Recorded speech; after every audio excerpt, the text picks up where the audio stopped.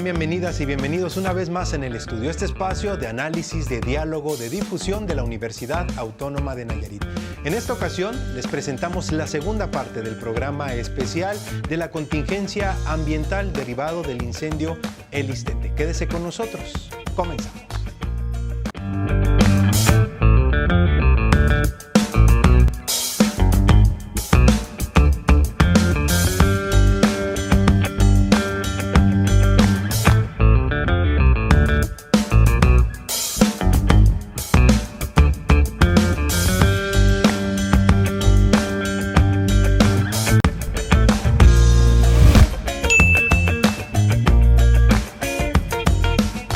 Y para abordar este interesante tema nos da mucho gusto contar con la asistencia en el estudio de la doctora Aurora Elizabeth Rojas García, profesora investigadora de la Universidad Autónoma de Nayarit, egresada de la maestría y doctorado en ciencias con especialidad en toxicología. Bienvenida y gracias por acompañarnos. Al contrario, muchas gracias por la invitación. Gracias, doctora. También nos acompaña el doctor Alan Giovanni Trejo Rivera, médico cirujano de la UAN, con especialidad en medicina interna por la Universidad Nacional Autónoma de México y bueno, actualmente estudiante de la maestría en salud pública de la UAM. Bienvenido y gracias por estar con nosotros. Al contrario, gracias por la invitación. Un gusto estar aquí. Gracias, el gusto es nuestro. También nos da mucho gusto recibir a la doctora Marta Edith Cancino Marentes de nueva cuenta en este espacio, médica, maestra en educación y en farmacoepidemiología. Además, doctora en farmacología. Bienvenida a la universidad. Un gusto tenerla con nosotros. Muchas gracias y gracias por el espacio. Al contrario, también recibimos al doctor Juan Manuel Agraz Cibrián, cuenta con licenciatura en químico farmacobiólogo, egresado orgullosamente a la Universidad Autónoma de Nayarit y bueno, pues experto también en temas de inmunología, ¿no? En las partículas que se están derivando de este sistema de monitoreo. Gracias por estar con nosotros. No, gracias a ustedes por la invitación y por los espacios que aperturan para dar información acerca de lo relacionado con la contaminación. Claro, gracias. Y resulta, bueno, pues muy importante en estos momentos. Desde la semana pasada hemos presentado este interesante tema en el estudio para dar seguimiento al comportamiento en nuestro medio ambiente luego de este lamentable incendio, ¿no? Que pues nos ha tenido a todos pues en una alerta de salud pública, sobre todo, de alerta a nuestro medio ambiente, ¿no? Porque no queremos que sufra estos graves daños. Y tenemos mucho que hacer como comunidad universitaria, como sociedad nayarita, pero primero pues hay que conocer los datos precisos, ¿no? Y de qué manera podemos nosotros aportar. Doctora, me gustaría que de manera pues resumida hablemos del daño generado desde el inicio de esta contingencia ambiental. Estábamos hablando de la alerta a la salud pública para retomar de ahí esta segunda parte. Adelante. Bueno, tenemos aproximadamente poco más de una semana. O sea, el incendio inicia el sábado anterior, el sábado 20, si mal no recuerdo.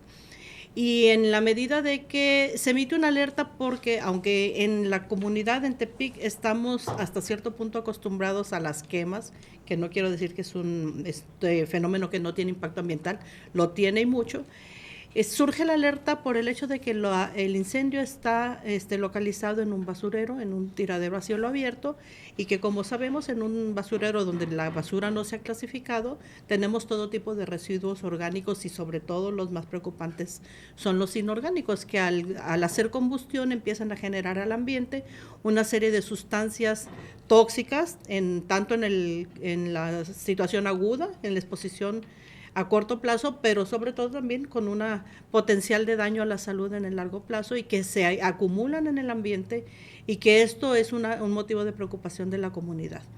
Por tanto, hemos estado todos los interesados en la tarea de monitorear cómo se están emitiendo esta serie de compuestos tóxicos al ambiente, así como el material particulado que generan los incendios. ¿Por qué? Porque sabemos que son factores de riesgo muy importantes para el desarrollo de enfermedades agudas en el sistema respiratorio, en el sistema ocular, pero también son un factor muy importante para riesgos, por ejemplo, enfermedades cardiovasculares o enfermedades cancerígenas, o sea, sustancias que pueden inducir en la presencia de otros factores daños a la salud más graves en el largo plazo. Por tanto, como comunidad debemos estar alertas e ir aprendiendo de los fenómenos que se están ocasionando para, en la medida de lo posible, evitar que vuelvan a suceder. Perfecto. Gracias, doctora.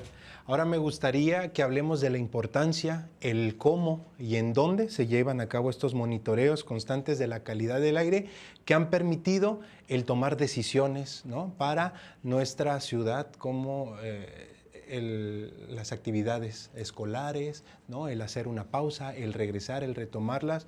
O sea, tiene algo que ver y el doctor nos puede hablar de eso al respecto. Sí, fíjate que, bueno, si bien esta contingencia ambiental, que es la quema del basurero, nos tiene alertas, preocupados y nos ha llevado a tomar medidas así de rápido, ¿no?, para intentar mitigar los efectos a la salud en la población, pues no es algo de lo que estemos aislados.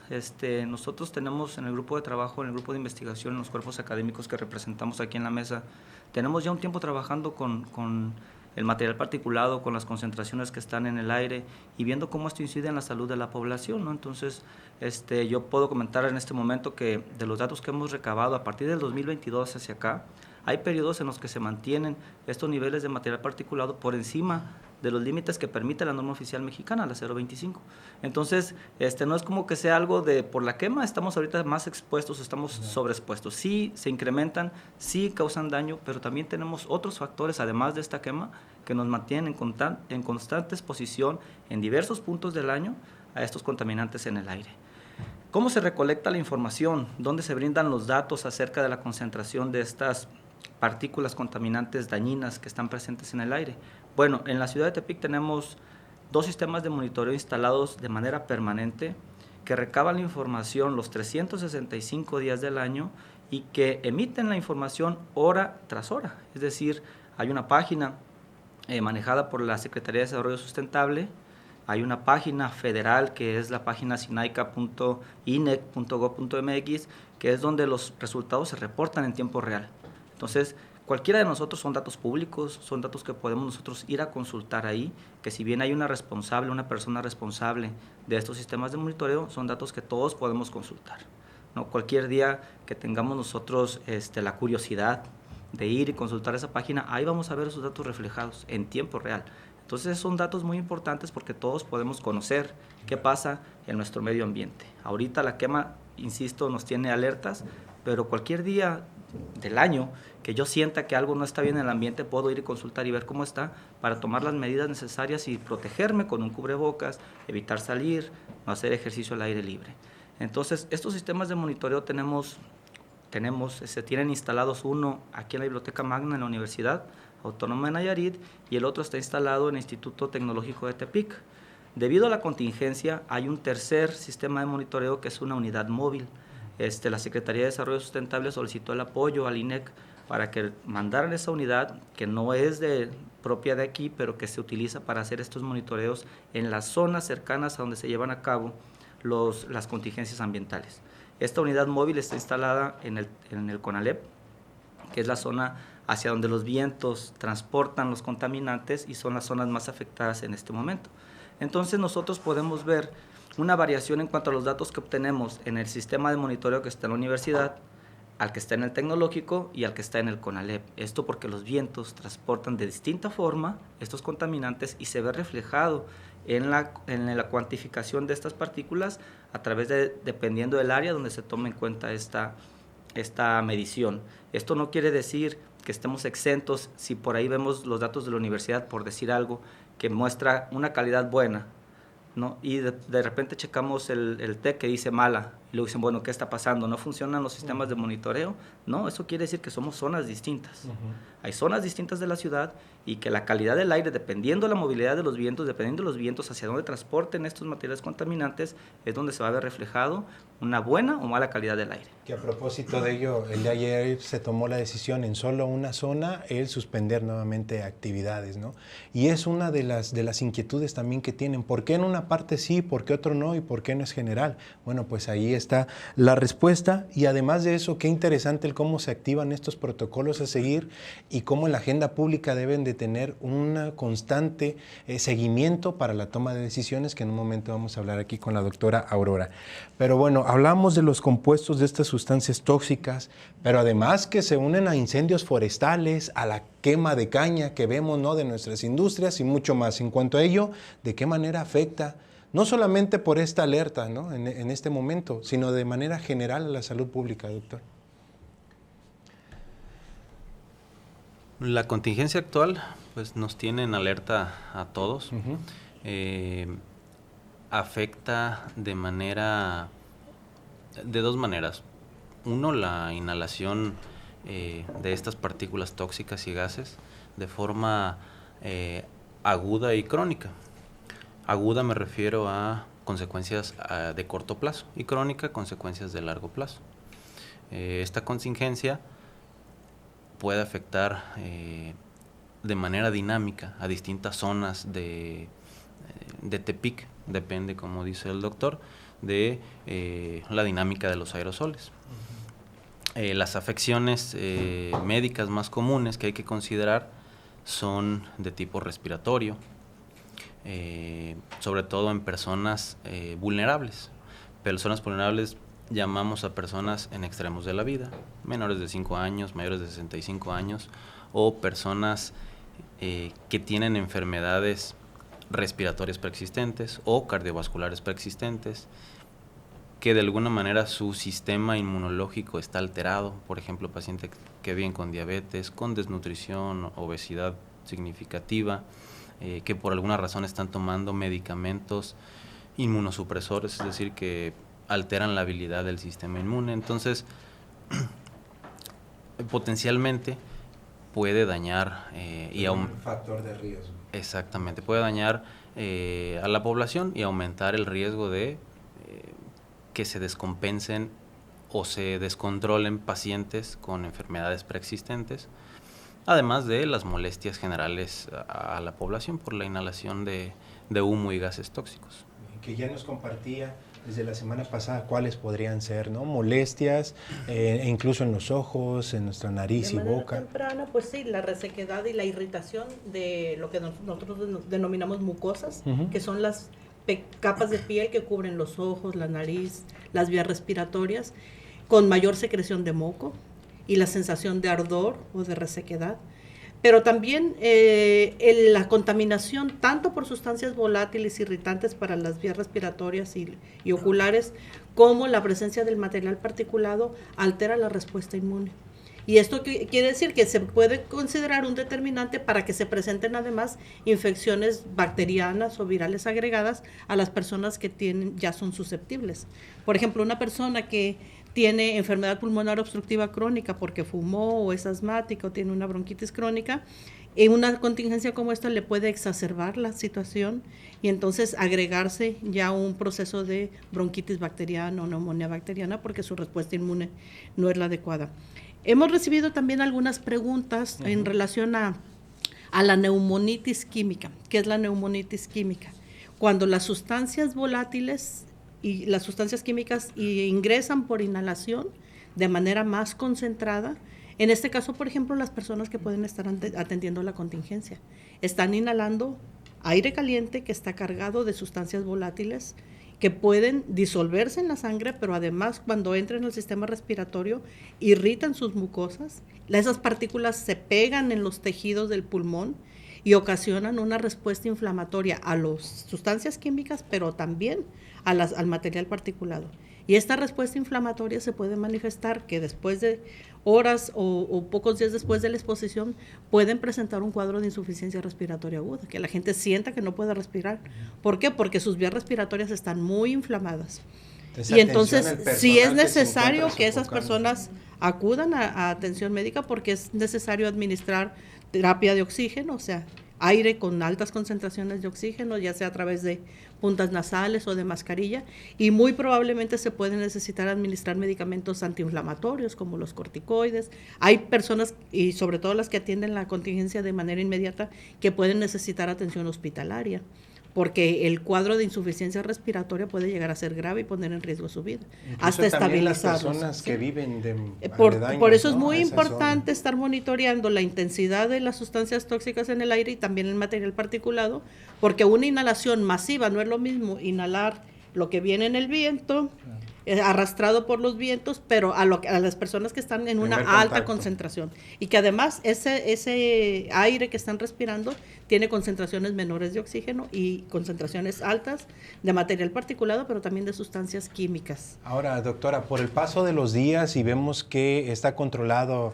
o escuchamos el 100%, pero sin embargo un 25 tanto por ciento se encuentra activo. Y luego dicen, el ambiente quizá ya está más limpio y empiezan a tomar a la ligera estos cuidados como el uso de cubrebocas y mucho más. ¿Qué le diría a esas personas? Porque bueno, vemos la densidad del aire todavía un poco en algunas zonas, pues lamentablemente con mucha contaminación. ¿Qué diría Lo esto? principal les diría que los contaminantes más peligrosos no los vemos, porque o son sustancias químicas volátiles, que no los vamos a ver, o es material particulado tan pequeño que tampoco lo vamos a ver a simple vista. La sensación de humo, la percepción de humo que vemos es de material particulado de mayor tamaño, pero el más pequeño no lo vamos a ver, así que no nos guiemos con la Lo visible percepción que vemos, visual. percepción. Por eso es importante los monitoreos. Y por otro lado, es que ninguna medición ni es exhaustiva ni es absoluta. Es totalmente cambiante dependiendo de las condiciones climáticas. Y tercero, que el incendio no está controlado ni va a estar controlado en los primeros días. ¿Por qué?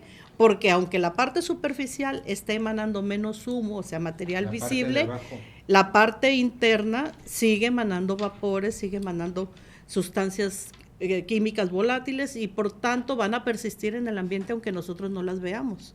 Incluso por meses. Por meses, o hasta que llegue, por ejemplo, el cambio de la temporada de lluvias, pues ahí podría cambiar la persistencia del incendio porque las condiciones climatológicas no lo van a permitir. Pero hay proyecciones ya publicadas de cuánto tiempo tardarían en controlarse el incendio dependiendo del tonelaje de material que está almacenado en el tiradero y se perciben que serán semanas. Entonces, aunque macroscópicamente o a simple vista pareciera controlado, no está controlado. Y si a esto le agregamos otros fenómenos ambientales que se están presentando, pues estamos generando una condición ambientalmente realmente de alto riesgo. Así es. Doctora Aurora, lo hemos dicho desde el inicio, la importancia que la universidad lleva a cabo trabajos, tareas, actividades para proponer, para contribuir a la agenda pública y poner sobre la mesa los temas de interés y que se deben de atender, ¿no? Y uno de ellos pues es socioambiental, el tema socioambiental. ¿Qué se está haciendo por parte de la universidad? ¿Se han tomado acciones? ¿Se están emprendiendo? No solamente con esta contingencia ambiental, sino atrás hay un trabajo, supongo, que se ha realizado. Háblenos sobre esto. Sí, bueno, pues muchas gracias por hacer esta pregunta porque es importante que la comunidad se entere de todos los trabajos que tiene ya años haciendo nuestra universidad. En este contexto podemos mencionar las ferias ambientales que se han estado ofertando con la suma de diferentes cuerpos académicos en escuelas primarias, en donde se abordan temas muy importantes de salud ambiental, entre ellos precisamente la separación de basura, se promueve el reciclaje, se promueve la disminución de residuos. Estas ferias ya se han hecho en 4 escuelas primarias y es bueno resaltar aquí que no es solo nuestros 2 cuerpos académicos, que sí el de biomedicina y el de contaminación y toxicología ambiental han sido muy activos en este sentido, pero también hay muchos otros compañeros de todas las áreas del conocimiento en realidad. Aunado a esto, también hablamos de todos los trabajos de investigación que se están generando en conjunto o con la suma de esfuerzos de cuerpos académicos. Pongo ahora el caso del cuerpo académico de biomedicina, en donde tienen ellos 3 años ya monitoreando la calidad del aire. Los doctores cuentan con gráficos que nos muestran los picos en donde esto ya puede usarse como información importante para la decisión de políticas públicas. Y también están estudiando cómo este material particulado con propiedades toxicológicas muy diversas, dependiendo de qué tipo de material esté en combustión, puedan afectar la salud de personas con otras enfermedades como alergias. Ellos también están trabajando en el tema de qué manera el material genético se pueda ver comprometido.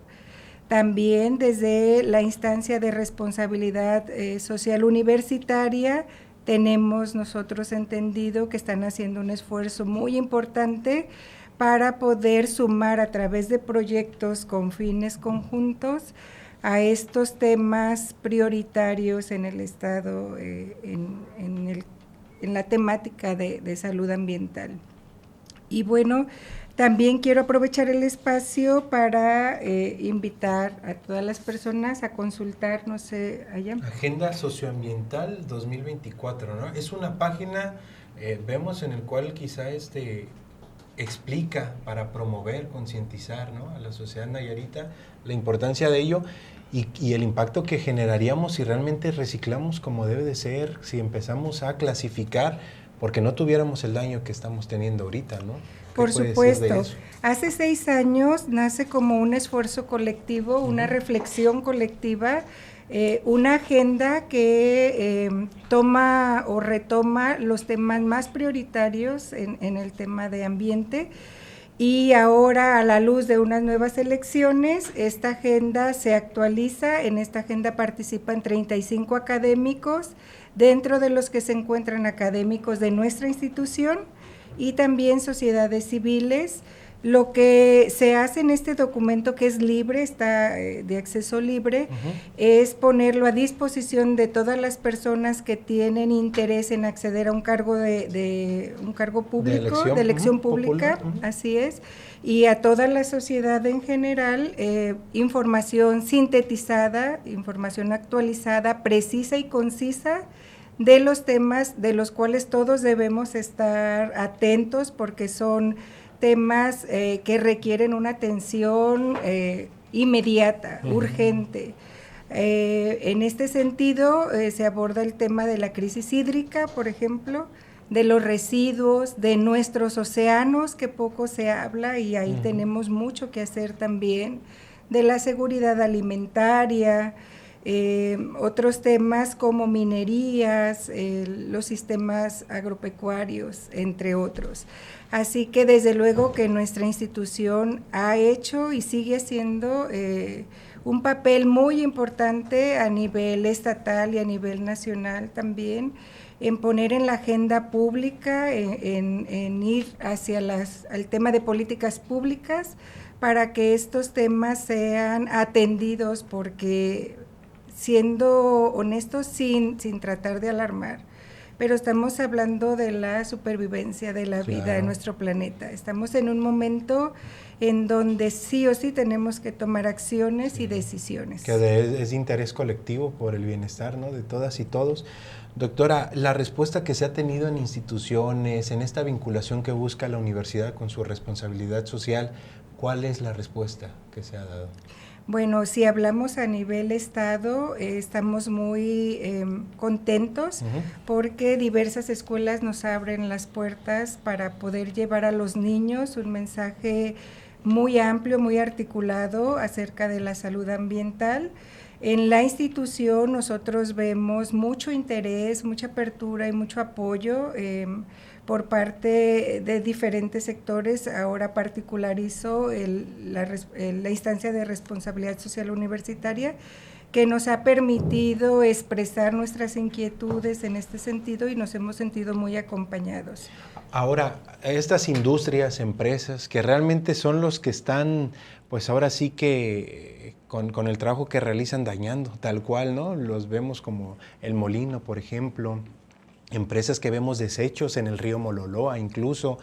¿Qué respuesta hay de estos, o si hay incluso una vinculación con ellos para realmente incidir en cómo están haciendo su trabajo? Pues este es un llamado para ellos y para todos los actores y incluso todos para los que sectores, se empiece a hacer, ¿verdad? Para que sumemos esfuerzos en beneficio de la humanidad y de la vida misma en el planeta. Hay mucha tarea que hacer. los académicos de la universidad. Yo puedo dar constancia de estos dos cuerpos académicos que estamos ahora aquí sentados. Bueno, no estamos todo el cuerpo, pero integrantes, por supuesto, de esta necesidad, de este interés que tenemos de sumar esfuerzos con actores, con sectores, porque es un tema, como bien comentas, que nos debe preocupar y nos debe ocupar a todos. E incluso, bueno, pues con nuestros gobiernos, ¿no? Además. Por supuesto, los actores políticos tienen un papel muy clave. Ellos, en algunos casos, también nos han permitido expresarnos en la Cámara de Diputados, hemos ido también a la Cámara de Senadores en temas muy particulares, plaguicidas, y el impacto que están teniendo esto en polinizadores, que es un tema del cual también hay mucho que decir. Pero en Nayarit estamos más que abiertos para sumarnos con todos ellos, para tomar acciones, insisto, que sean muy concretas, que sean decisivas, que sean concisas y certeras. Hay mucho en el tema, pero en Nayarit tenemos identificados problemas ambientales muy, muy concretos que debemos de atender todos. Y es lo que debemos conocer de la universidad, cómo está actuando la universidad a través de su personal, de sus actores, de la academia, el porqué, la importancia de estos trabajos de investigación y de qué manera pueden impactar y están incidiendo, ¿no? en este tipo de trabajos que están realizando. Bueno, pues, es doctora. Parte de la responsabilidad social de nosotros como institución. Por un lado, identificar riesgos, identificar problemas, pero por otro lado, proponer caminos de acción con la evidencia que vamos generando sustentado a través de la investigación. Es importante reconocer que el derecho a un ambiente limpio es uno de los derechos humanos que México reconoce en los tratados internacionales, y eso obliga a todas las instancias de gobierno a desarrollar y operar una agenda pública que permita que la población actual y futura tenga derecho a un ambiente limpio y a condiciones de vida adecuadas. Por tanto, es muy importante trabajar a nivel Estado en la consolidación de políticas públicas, porque todas las intenciones que se tengan individuales, si no se armonizan en una política pública, generalmente no llegan a la transformación. Sabemos que como comunidad tenemos problemas ambientales en el uso de plaguicidas, somos una zona cañera, somos una zona que económicamente depende de la agricultura, del uso de agroquímicos, pero para eso se desarrollan políticas públicas para regular en pro del beneficio común. Y aquí es muy importante que se involucren a todos los sectores de la sociedad. Los sectores gubernamentales, desde su punto de vista de determinar las políticas y la toma de decisiones. El sector privado no tiene por qué quedar de lado, y no siempre implica que nada más se van a violentar sus intereses. Se deben buscar las estrategias para que en medio de su función que hacen, se tomen las mejores decisiones para que el ambiente no sea dañado, y esto permita que todos vivamos en el mejor ambiente posible. Y el sector social tiene también una parte importante en cuanto a su propia responsabilidad que tiene de no generar más riesgos a la salud. Porque el hecho de, por ejemplo, de cómo disponemos de la basura, requiere que haya una política de recolección, de clasificación, de procesos de reciclaje, que si no hay instancias políticas que lo permitan, las empresas no van a permitir o no van a desarrollar este tipo de estrategias. Las empresas recicladoras son una fuente de empleos y de bienes y de recurso económico, pero hay que hacerlo en el marco de un proyecto estratégicamente adecuado, y por tanto la participación activa tanto del sector público como el sector privado y el sector social es importante en una agenda pública, porque cuando tenemos una contingencia es que algo no se está haciendo. Claro. Esto no debiera presentarse a pesar de las actividades cotidianas de la región. Entonces, algo se está dejando de hacer para que se esté presentando este tipo de situaciones, y aquí todos debemos participar. Sí, era lo que le decía, de qué manera impactaría totalmente diferente si realmente se estuviera regulado. Lo decíamos, un relleno sanitario, por así decirlo, que desde cuando ya había colapsado, que se había tomado la decisión incluso ya de cambiarlo, habilitar otro, y sin embargo no se había hecho, y bueno, pues sería otra cosa, ¿no?, lo que estuviéramos platicando. Pero qué importante lo que dijo la implementación de acciones, cómo disminuir esta emisión de contaminantes a través de estos sectores y cómo poder hacerlo, cómo podemos contribuir como sociedad. Fíjate que, bien, o sea, sí, los planes son importantes, establecer protocolos es importante, establecer las regulaciones es muy importante, Pero todo esto debe tener un punto de partida y yo consideramos que este punto de partida debe ser a partir de los datos generados, los datos que demuestren y evidencien cómo está la contaminación en nuestra ciudad del día a día, ¿no? Yo les comentaba hace rato que esto se reporta todos los días. Si aprovecháramos, el sistema de monitoreo está instalado desde el 2015 en la ciudad. Desde el 2015, ¿habíamos escuchado de esto antes? Que se monitoreaba, que teníamos los datos a la mano, los tenemos a la mano. Podemos ir y buscarlos desde el 2015, los vamos a recolectar, porque están en una base de datos que podemos consultar día a día. Si aprovecháramos esos datos, los aprovecharan quienes deberían de aprovecharlos, podrían sacar una gráfica, un gráfico. Pudieran analizar. Nosotros tenemos esos gráficos, ¿no? Y vemos el comportamiento que comentaba hace rato que no especifiqué. Ese comportamiento nos dicta que a partir de noviembre incrementa el material particulado por encima de la norma. Desde 2022 y 2023 se comportó exactamente igual y lo que va del año va por las mismas. Noviembre a abril se incrementan los niveles de material particulado por encima de lo que dicta la norma, es decir, por arriba de 75 microgramos por metro cúbico. Eso es lo que dice la norma. Estamos por arriba. Eso quiere decir que duramos noviembre, diciembre, enero, febrero, marzo y abril, 6 meses expuestos a niveles de material particulado que son dañinos. ¿Qué pasa después? En mayo, que empiezan las lluvias, esto disminuye, ¿sí? Pero este incremento coincide con la zafra de caña, totalmente. Entonces, por ahí tenemos el camino. Si esa es una de las, no digo que sea únicamente la solución, eso, que sea la única causa, no, es una de las causas, porque también después se suman los incendios forestales. Estamos viendo ahorita, si salimos y observamos hacia el Cerro de San Juan, se está quemando. ¿No? Entonces, tenemos todos los demás factores que influyen, pero tenemos que empezar a ver todos esos puntos y cómo poder regularlos para evitar que incrementen estos niveles de material particulado. Insisto en que este incendio viene a encender alarmas y a que la población voltee a ver el humo. Sí, pero el humo siempre está. Que no lo visibilicemos del día a día no quiere decir que no lo estemos aspirando. Entonces hay una gran parte del año en que estamos aspirando ese material particulado que se está alojando en nuestras vías respiratorias, tanto altas como bajas, y que estamos generando daño sustancial en la salud de nuestra población. Estas gráficas o el comportamiento en la calidad del aire, ¿cada cuándo se presenta? ¿Cada cuándo tienen un resultado? Porque, bueno, como lo decía el Cerro de San Juan, en estos momentos o al mediodía inició un incendio forestal. Esto contribuye a una mala calidad además del aire, pero para saber qué es lo que sigue, ¿no? O cómo actuar. Se emiten cada hora. Y uno entra a la página y ahí puedes poner el periodo que tú quieres ver y descargas el gráfico de la unidad que quieres, la unidad de monitoreo y las fechas que quieres. Entonces, si vas a tomar una decisión, tú puedes decidir si lo tomas por semana, por mes, por año. Ellos han tenido el cuidado de estar recapitulando esos datos y entonces pueden hacer las gráficas de todo el año y ver cómo estas variaciones estacionales nos están afectando, cuáles son los fenómenos que son persistentes en la región y cuáles son los fenómenos que varían de acuerdo a la estación y cómo las condiciones climatológicas van afectando. Esto es lo que podemos ver en calidad de aire.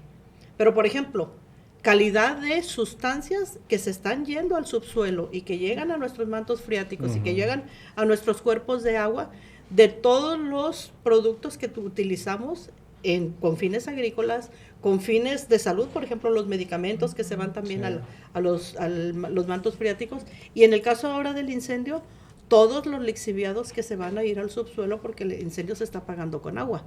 ¿A dónde va a ir esa agua? Va a ir a los mantos freáticos, va a llegar a las cuencas de los ríos y va a llegar al mar, ¿sí? Sí.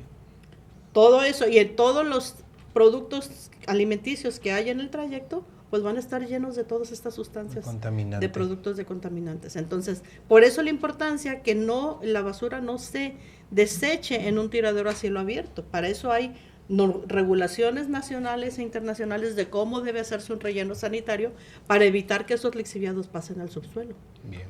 Una consideración a las personas que padecen alguna enfermedad crónica degenerativa. ¿Cuáles serían, doctor, por estas partículas nocivas en el aire que vemos? Porque hablábamos de manera general, pero hay personas que quizá padecen ahorita. Así es, las personas susceptibles. O frágiles que les comentábamos. Pueden tener exacerbación de sus síntomas, es decir, un mayor mayores molestias a los habituales. Por ejemplo, las personas que tienen enfermedades pulmonares crónicas como asma, enfermedad pulmonar obstructiva crónica, bronquitis de diversas causas, pueden tener más falta de aire, más tos y requerir un ajuste en su medicación o incluso hospitalización si es que el impacto de la exposición es significativo. ¿Qué consideraciones hacer? Aumentar la vigilancia y estar muy pendientes de los datos de alarma para acudir oportunamente a una valoración médica. De cualquier cosa. Se volvió a hacer la dinámica a través de redes sociales de la UAN de las inquietudes que tenía la comunidad universitaria. Muchos de estos comentarios son el por qué la suspensión de clases, el por qué retomarlo. Ahí ya lo habíamos puntualizado, es de acuerdo al monitoreo que se hace a la calidad del aire y por qué solo en algunas zonas. También hay inquietudes respecto a cómo afecta esto a nuestras mascotas, lo dijimos desde el programa anterior. No sé si, doctora, de nuevo gustaría comentar algunas recomendaciones y puntualizar que no solamente es porque ya pasaron los días y relajarnos, ¿no?, en cuanto a los cuidados. Sí, debemos tener en cuenta que, bueno, las mascotas se comunican de manera diferente, ¿no? Pero si uno las observa puede ver, sobre todo si están expuestos a estas condiciones climáticas, pueden presentar síntomas. Las mascotas también tosen, también muestran ojos llorosos, también muestran irritación en vías nasales. Y otra cosa hay que tener muy en cuenta, que las consideraciones de tenencia de las mascotas deben ser las mismas que tenemos para los seres humanos. O sea, ver a mascotas expuestas al sol en estas condiciones climatológicas y además a un aire contaminado, pues son consideraciones de derechos de los animales que se deben tener en cuenta. Pero en el caso de las personas, pues las mismas consideraciones. Si se tienen exacerbación de los síntomas, en la medida de la intensidad de los síntomas hay que acudir al médico, ya sea al médico general. Si se ve una dificultad respiratoria grave, pues entonces hay que ir al hospital directamente para que las personas sean atendidas y tener muy en cuenta a las personas que no se pueden comunicar proactivamente, niños muy pequeños, adultos mayores, personas con deterioros cognitivos que no lo pueden manifestar, pues hay que estarlos observando de manera intencionada, buscando los síntomas. Perfecto. Muy bien, pues me gustaría que hiciéramos una conclusión de todo esto que hemos abordado. ¿Cuáles serían las decisiones que nosotros como ciudadanía pues deberíamos de empezar a considerar? No solamente el cuidarnos como tal, sino empezar a contribuir, ¿no?, a aportar algo a nuestro medio ambiente y bueno, también como comunidad universitaria, porque pues estos trabajos de investigación que hace la universidad, pues ahí ponen el ejemplo del por qué la necesidad de hacerlos, ¿no?, el por qué llevarlos a cabo. Empezamos con usted, doctora Aurora. Sí, bueno, yo recomendaría que en general la población seamos más activos ante este tipo de contingencias.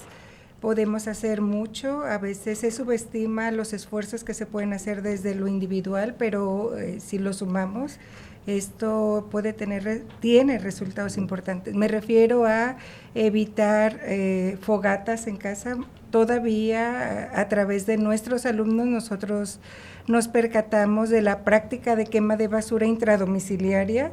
Esta es una actividad que debe evitarse, no solo por la contingencia, sino de manera permanente por todas las sustancias que se liberan al medio ambiente. También evitar exponer al humo de tabaco de manera innecesaria a la población en general. Yo entiendo que hay personas que así deciden exponerse, pero no por eso significa que los que decidimos no exponernos tengamos que hacerlo. Sabemos que el humo de segunda mano y el de tercera mano es más tóxico todavía.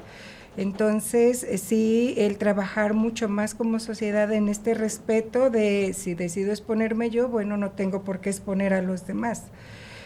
También se recomienda mucho que si van a parques, que no lleven basura o no tiren colillas de cigarro que puedan iniciar nuevos incendios, que no se tire de manera abierta algunas sustancias que son altamente inflamables, que esto también puede favorecer ciertos incendios. Hablo de frascos de spray, por ejemplo. que son fácilmente inflamables. Vemos llantas tiradas ahí en nuestros parques, ríos, ¿no? Ese es un tipo de residuo que no debe de ninguna manera quemarse porque se generan sustancias que son muy tóxicas, sustancias que pertenecen a una familia que llamamos compuestos orgánicos persistentes porque duran muchísimos años en el ambiente y que además tienen posibilidad de ser carcinogénicas en el ser humano. Entonces, bueno, estas son algunas de las recomendaciones que yo haría a la sociedad en general y desde la universidad, bueno, que sigamos sumándonos todos los académicos que estamos en estas temáticas para generar acciones, rutas de acciones muy concretas que obedezcan a nuestros problemas emergentes y urgentes que tenemos ahora. Gracias, doctora. Gracias. Doctor Alan. Gracias. Yo quisiera retomar el mensaje del esfuerzo coordinado. Esta contingencia es la punta del iceberg de un problema de salud ambiental que estaba latente desde hace mucho. Llámese el basurero a cielo abierto. Y pongo un ejemplo en un escenario sencillo. Hay que empezar por el esfuerzo individual de separar basura. Pero si alguien separa basura y en el camión de la basura se va al mismo contenedor mezclado, no hay impacto. Hay un impacto muy leve. Y si ya se hizo el esfuerzo, la infraestructura de cambiar el camión de la basura, pero el basurero se va a cielo abierto o se combina con todo, no hay impacto. Entonces, retomo esto del esfuerzo organizado entre gobierno, iniciativa privada, iniciativa pública y sobre todo la voluntad de la sociedad organizada, que para eso estamos aquí, para hacer énfasis en que todos podemos poner nuestro granito de arena. Claro, empezar a aportar más para cambiar una cultura, porque ahí es donde radica todo, doctor. Y precisamente para continuar con este mensaje y no reiterar lo que ya se ha dicho, que la construcción de una cultura no se hace de la noche a la mañana. Empieza en primer lugar con el ejemplo en casa, con los hijos, con la familia, en la escuela, o sea, tenemos que hacerlo a todos los niveles. Entonces, todas estas acciones que pretenden salvaguardar el ambiente y llevar a una cultura de mejor utilización de nuestros recursos, tienen que implementarse en todas las medidas. Escuelas saludables, universidades saludables, instituciones públicas saludables, donde se cuide el agua, donde no se usen materiales desechables, donde se prohíba el uso de unicel, donde haya bebederos públicos para no tomar bebidas embotelladas, donde se recicle la basura, donde se vinculen con instancias para la utilización de los residuos reciclables, y todo eso corresponde a lo que decimos una agenda pública. Es el esfuerzo cotidiano de todos los días y coordinados. Y por otro lado, la necesidad de acciones. Ahora que estamos en campaña voy a llamar a todos los responsables, tanto municipales como locales, que bueno, dentro de esta agenda que tienen hay que llevar a cabo acciones demostrables. ¿Sí? No queremos dentro de un año estar viendo el incendio como lo vimos el año pasado y como lo vimos el antepasado y como lo vimos el anteantepasado. Así es. O sea, si se siguen presentando las contingencias es que se está dejando de hacer algo.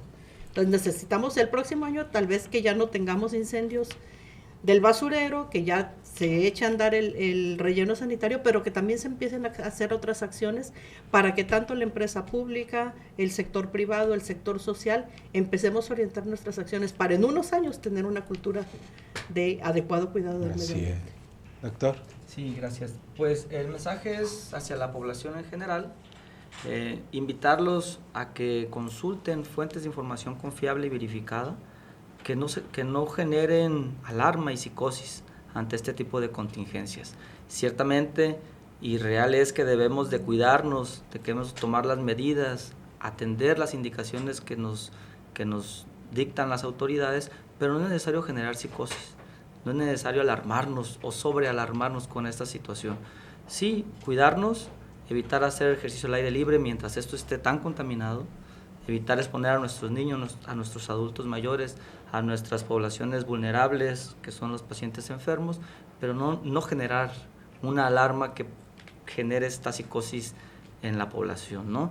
Atendernos, cuidarnos, pero hasta ahí, Consulten las fuentes confiables, intentaremos estar emitiendo nosotros desde nuestras trincheras estos quizás algunas fichas informativas que les ayuden a estar al día a día con esta información de contaminación para poder contribuir con nuestro granito de arena en esto que está sucediendo. Así es, yo puntualizaría el llamado que hace la doctora para que instituciones públicas, privadas, gubernamentales, sociedad civil, incluso nuestras instituciones educativas desde nivel básico, volteen a ver a estos cuerpos académicos, investigadoras, investigadores, de qué manera contribuyen con todas y todos los sectores para empezar a dar ese conocimiento, ¿no? Estar a través de la vinculación de la Universidad Autónoma de Nayarit que se puede dar, empezar a generar conciencias para que se determinen políticas públicas y hacer algo de todas y todos que nos compete, como decíamos, ¿no? Porque es para el bienestar colectivo, ¿no? Social. Que se abran caminos de comunicación, sí, puentes de comunicación, porque hay casos exitosos ya. Yo, en el lugar en donde yo vivo, ya pasa un camión de reciclado una vez cada 15 días. Esto nos ha estado enseñando a los vecinos a diferenciar la basura, separarla, y ya sabemos que el camión llegará por ese tipo de basura, ya no la mezclamos con la otra. ¿Por qué no hacerlo más extensivo a otras colonias? También sabemos la importancia de los árboles en el ciclo hídrico y del ciclo hídrico para bajar las temperaturas que estamos sintiendo todos ahora. ¿Por qué no hacer de la ciencia y del conocimiento nuestra principal herramienta para la toma de decisiones, para que nuestras acciones sean certeras y tengan realmente un impacto que se anhela, ¿no? Y esto es lo que debemos conocer realmente de la universidad, lo que se tiene que dar a conocer y lo que la sociedad debe de escuchar, ¿no? Así que pues yo los invitaría para que esté atento de todas estas actividades en las que trabaja la Universidad Autónoma de Nayarit, y agradecer de nueva cuenta a cada uno de ustedes, doctoras, doctores, por habernos acompañado en esta mesa de análisis, en el estudio que ha organizado la Dirección de Comunicación de la Universidad Autónoma de Nayarit para pues contribuir de manera, pues ahora sí que con datos veraces, datos que se están trabajando al día por parte de sus investigadores, para que lo sepa la sociedad nayarita en estos momentos por la contingencia ambiental que aún continúa por este incendio en el Ixtete. Pues empezar a aportar y hacer algo como ciudadanía, y muchas gracias por habernos acompañado en este segundo programa especial. Gracias a todo el equipo de producción que hace posible presentarle a usted este contenido e invitarlo para que esté atento de los siguientes temas que le presentaremos en el estudio. Yo soy Rogelio Betancourt. Hasta la próxima.